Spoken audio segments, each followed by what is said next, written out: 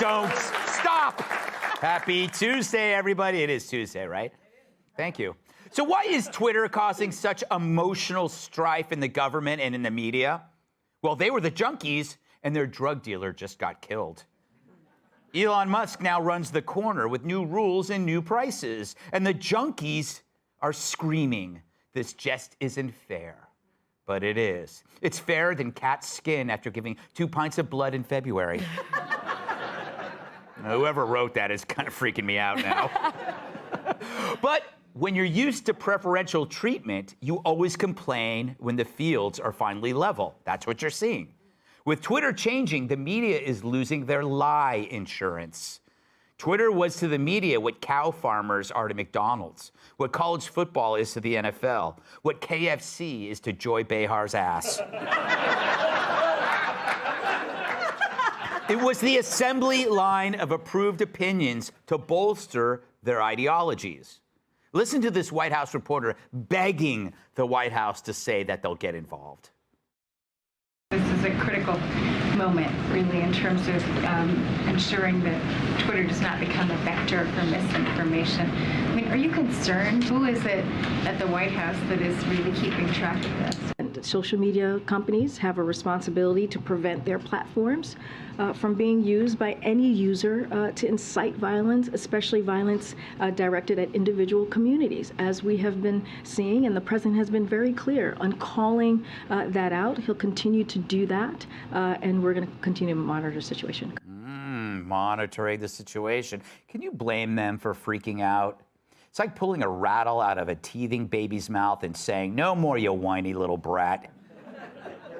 Remember, in the old days, journalists had beats. They covered local government, crime, sports. Back then, no one covered soccer. You had to call people and get quotes and write a story based on your notes in a little notepad. But that changed with Twitter. Tweets replaced beats. And now they think those tweets are gone forever. And it's scary because journalists relied on Twitter to tell them what to think and what the news was, which is like getting your drinking water from your neighbor's septic tank. But if it trended on Twitter, they jumped on it quicker than me on a story about a trans teacher with giant boobs. I'm not going to let it go. I think the audience is with me. Thank you. Yes. But what trended is what only turned on in activists. Usually a 20-year-old with hygiene issues and undefined sexual problems that require him to Scotch guard his mouse pad. The media let the loudest, most irrational people guide them. Twitter provided the opinions, which is why you hear the same ones over and over again in the media. Not one original thought. And that's bad for political discourse, but great for forcing people to say men can have babies. It's amazing to watch the people feed off others like a soccer team whose plane crashed on a mountain.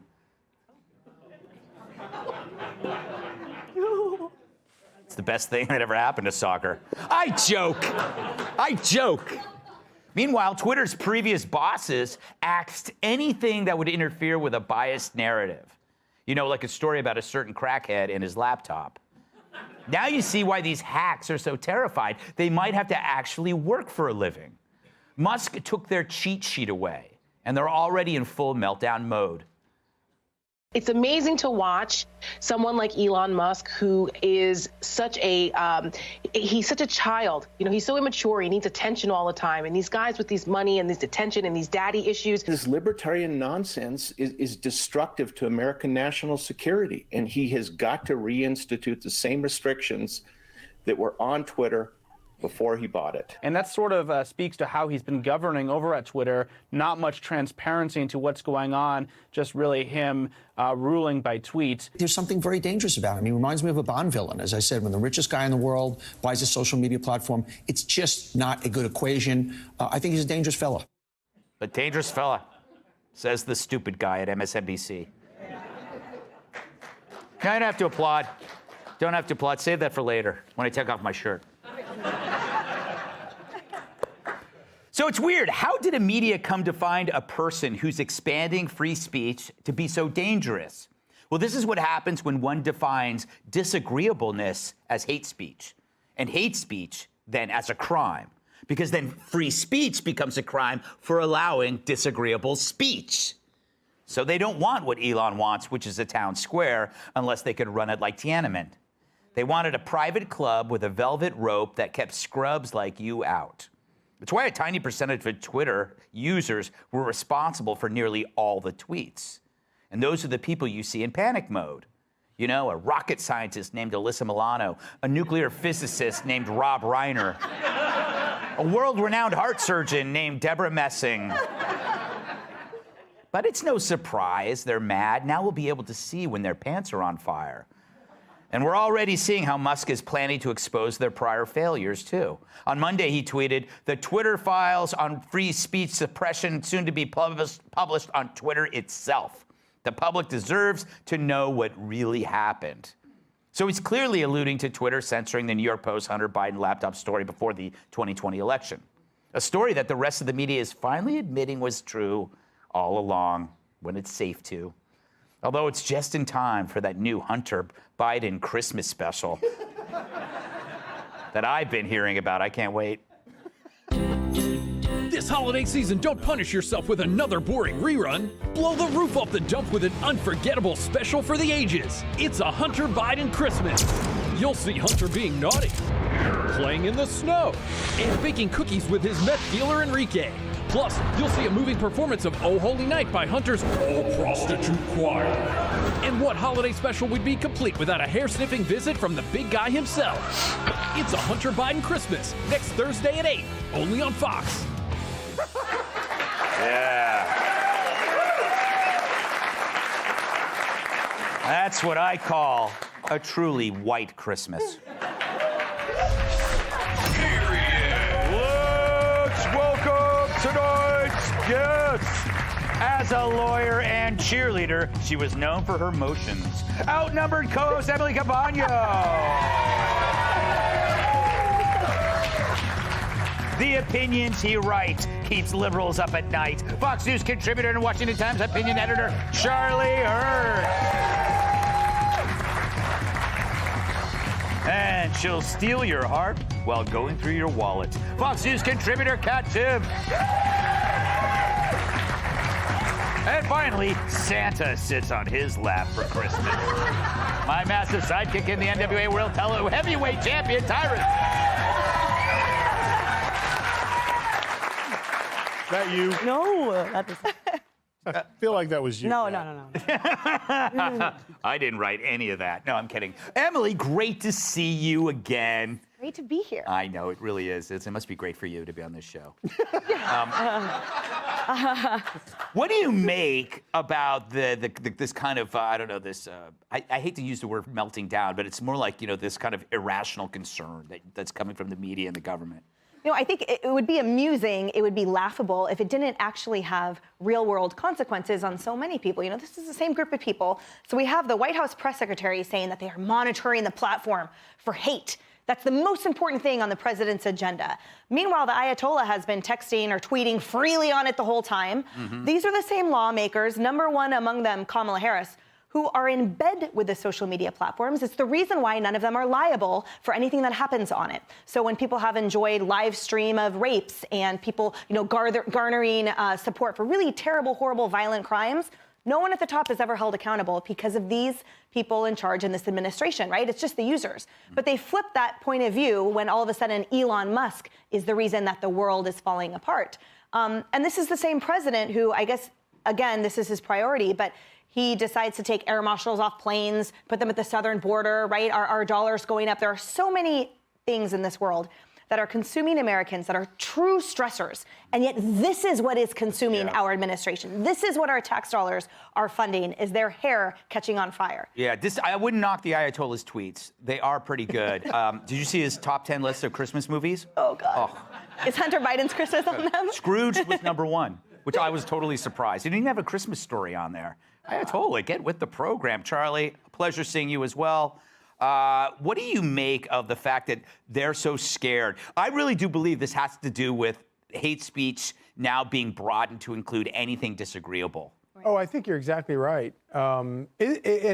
What's so amazing about it is to listen to people in the press. Yeah. They're the ones that are the most upset about it. And it's, and if you step back and you take something like Twitter, which is kind of the most amazing democratizing tool in the world for free speech.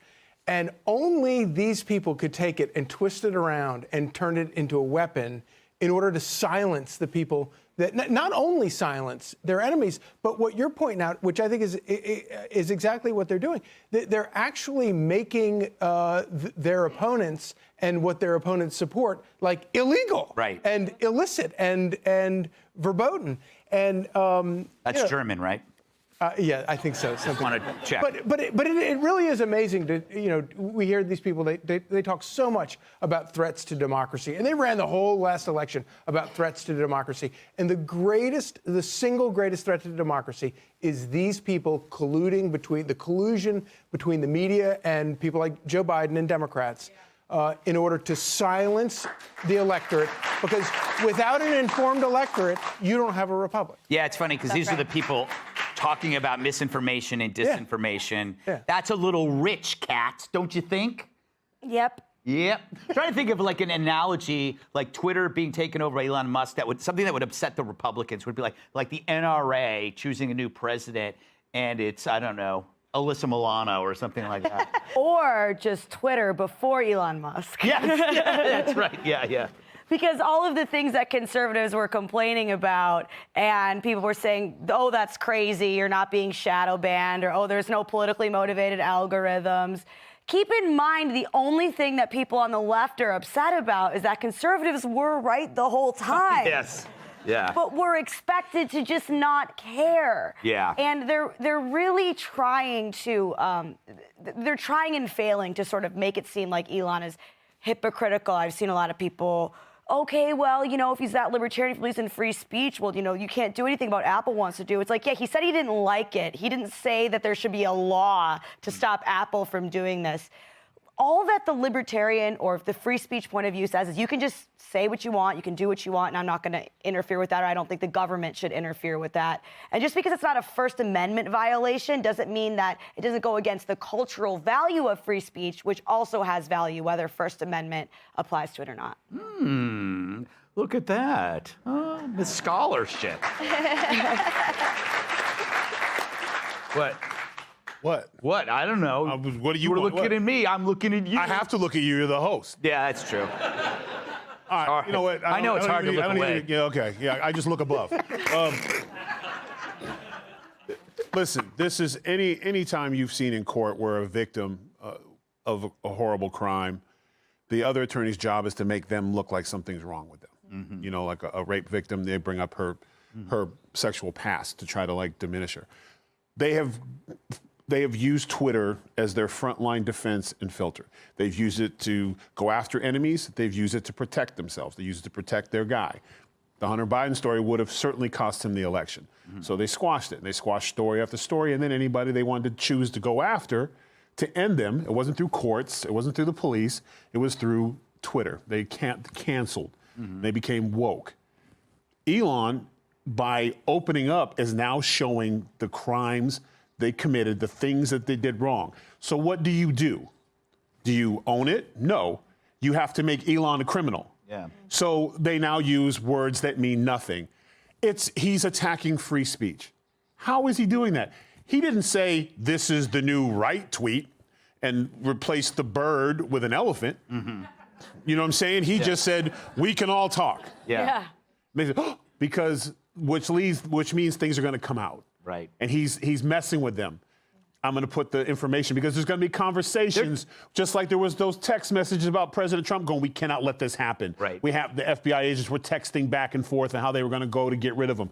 Those things were happening in Twitter, and they didn't, unlike the FBI, who the ones that had to be secretive, they were just talking about it, and they were doing it. So they have to create him. They have to make him a criminal. They have to spin it. And they're going to pull in all their allies. That's why the White House is watching, and suddenly Apple all of a sudden cares about free speech and platforms. Right. Meanwhile, in China, where their phones are made, it's horrible over there, but they got nothing to say. Yeah. Because they have to make Elon a criminal. Yeah. There you go. All right.